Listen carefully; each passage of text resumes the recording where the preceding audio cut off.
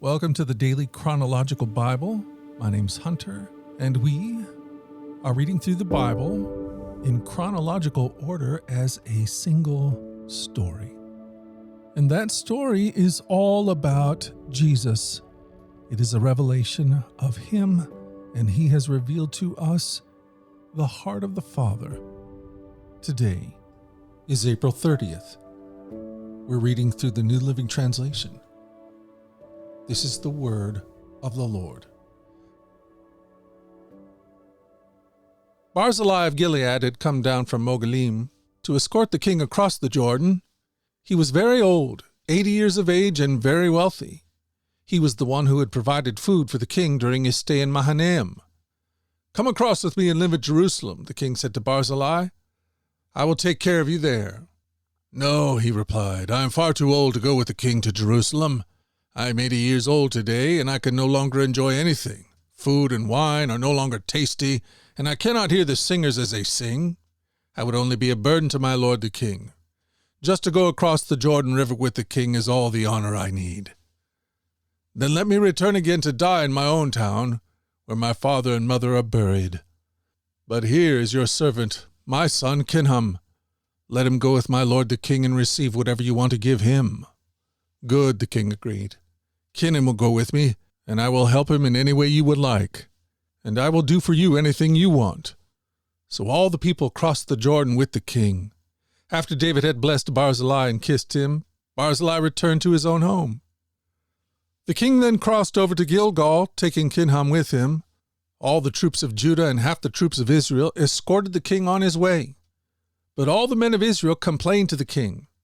"The men of Judah stole the king and didn't give us the honor to help take you, your household, and all your men across the Jordan." The men of Judah replied, "The king is one of our own kinsmen. Why should this make you angry? We haven't eaten any of the king's food or received any special favors." "But there are 10 tribes in Israel," the others replied. "So we have 10 times as much right to the king as you do.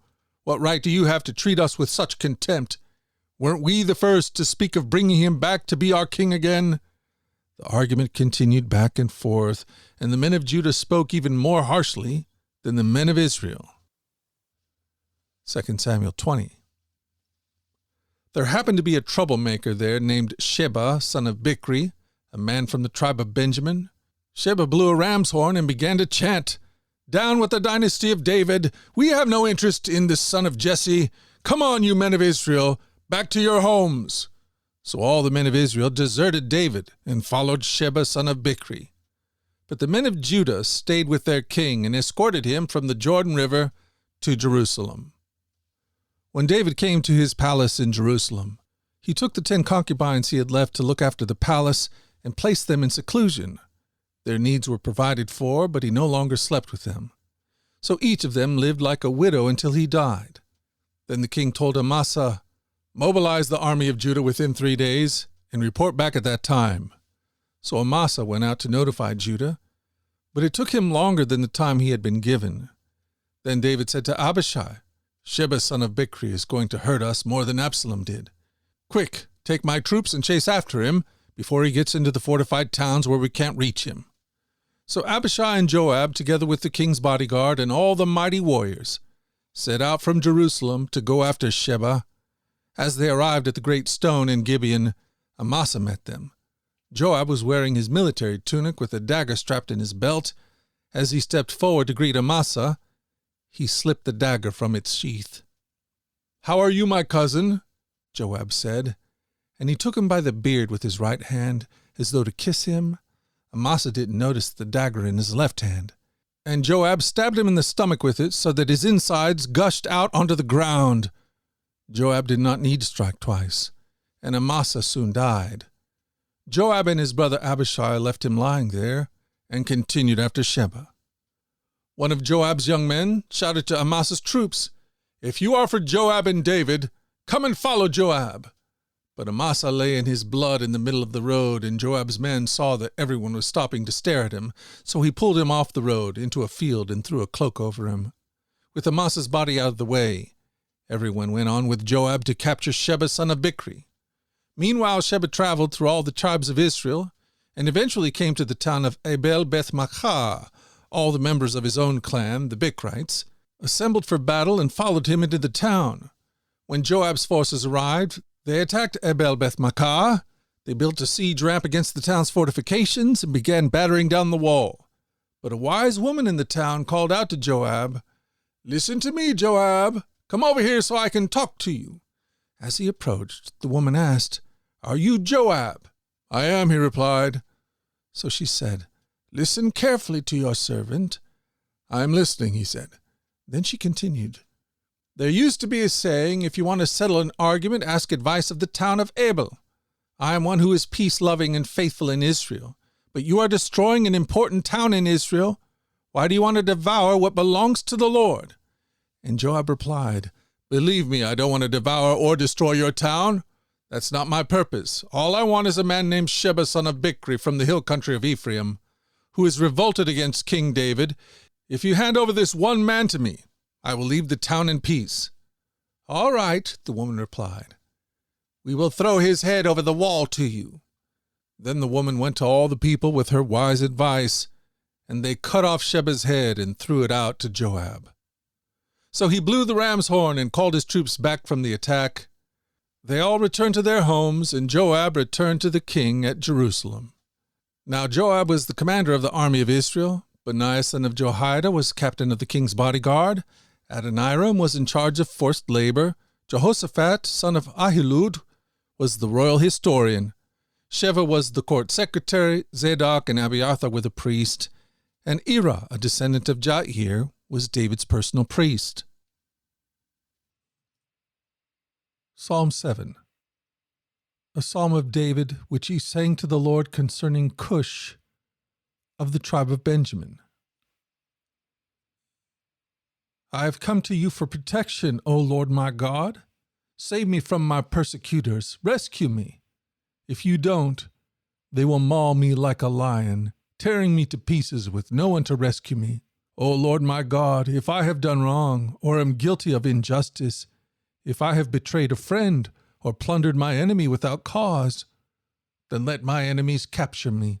Let them trample me into the ground and drag my honor in the dust. Arise, O Lord, in anger. Stand up against the fury of my enemies. Wake up, my God, and bring justice. Gather the nations before you. Rule over them from on high.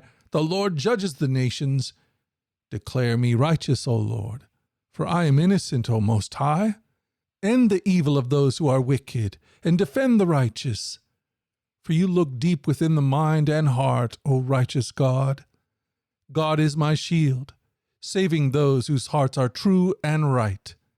God is an honest judge. He is angry with the wicked every day. If a person does not repent, God will sharpen his sword. He will bend and string his bow. He will prepare his deadly weapons and shoot his flaming arrows. The wicked conceive evil. They are pregnant with trouble and give birth to lies.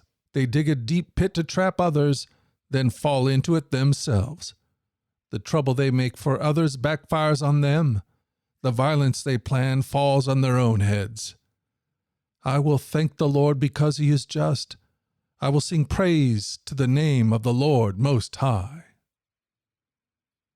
2 Samuel 21.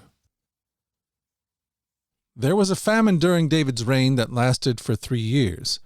So David asked the Lord about it, and the Lord said, "The famine has come because Saul and his family are guilty of murdering the Gibeonites." So the king summoned the Gibeonites. They were not a part of Israel, but were all that was left of the nation of the Amorites. The people of Israel had sworn not to kill them, but Saul, in his zeal for Israel and Judah, had tried to wipe them out. David asked them, "What can we do for you? How can I make amends so that you will bless the Lord's people again?"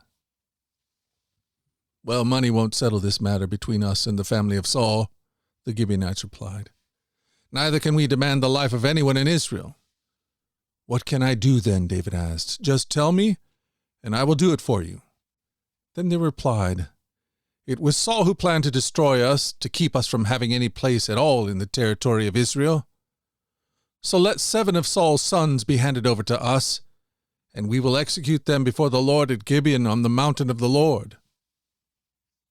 "All right," the king said. I will do it." The king spared Jonathan's son Mephibosheth, who was Saul's grandson, because of the oath David and Jonathan had sworn before the Lord. But he gave them Saul's 2 sons, Armani and Mephibosheth, whose mother was Rizpah's daughter of Aiah. He also gave them 5 sons of Saul's daughters, Merab, the wife of Adriel, son of Barzillai from Mohalah. The men of Gibeon executed them on the mountain before the Lord. So all 7 of them died together at the beginning of the barley harvest. Then Rizpah, daughter of Aiah, the mother of the 2 men, spread burlap on the rock and stayed there the entire harvest season. She prevented the scavenger birds from tearing at their bodies during the day and stopped wild animals from eating them at night. When David learned what Rizpah, Saul's concubine, had done, he went to the people of Jabesh-Gilead and retrieved the bones of Saul and his son Jonathan. When the Philistines had killed Saul and Jonathan on Mount Gilboa, the people of Jabesh-Gilead stole their bodies from the public square of Beth-shan, where the Philistines had hung them. So David obtained the bones of Saul and Jonathan, as well as the bones of the men the Gibeonites had executed. Then the king ordered that they bury the bones in the tomb of Kish, Saul's father, at the town of Zelah in the land of Benjamin. After that, God ended the famine in the land. Once again the Philistines were at war with Israel, and when David and his men were in the thick of battle, David became weak and exhausted. Ishbi-benob was a descendant of the giants. His bronze spear weighed more than 7 pounds, and he was armed with a new sword. He had cornered David and was about to kill him, but Abishai, son of Zeruiah, came to David's rescue and killed the Philistine. Then David's men declared, "You are not going out to battle with us again. Why risk snuffing out the light of Israel?" After this, there was another battle against the Philistines at Gob. As they fought, Sibbecai from Hushah killed Saph, another descendant of the giants. During another battle at Gob, Elhanan, son of Jair, from Bethlehem, killed the brother of Goliath of Gath. The handle of his spear was as thick as a weaver's beam. In another battle with the Philistines at Gath, they encountered a huge man with 6 fingers on each hand and 6 toes on each foot, 24 in all, who was also a descendant of the giants. But when he defied and taunted Israel, he was killed by Jonathan, the son of David's brother Shemaiah.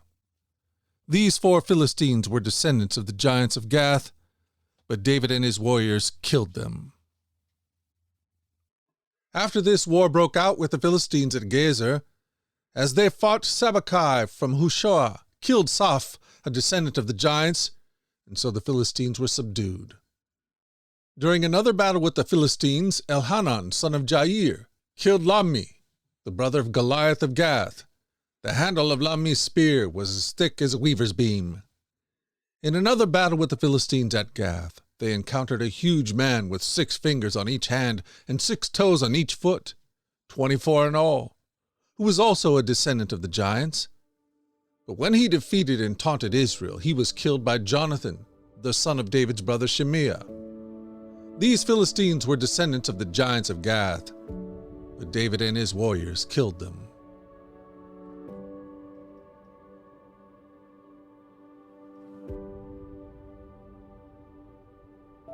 Thank you for joining us at the Daily Chronological Bible. You can find out more about our other podcasts at dailyradiobible.com, where people from all around the world come to join us in this journey through the Scriptures, where we allow the Scriptures to point us to the God who is love, the God revealed to us fully in Jesus. Again, that website is dailyradiobible.com. Until tomorrow, let's go forward in God's joy. Let's let His joy be our strength. And let us always remember this, that you are loved.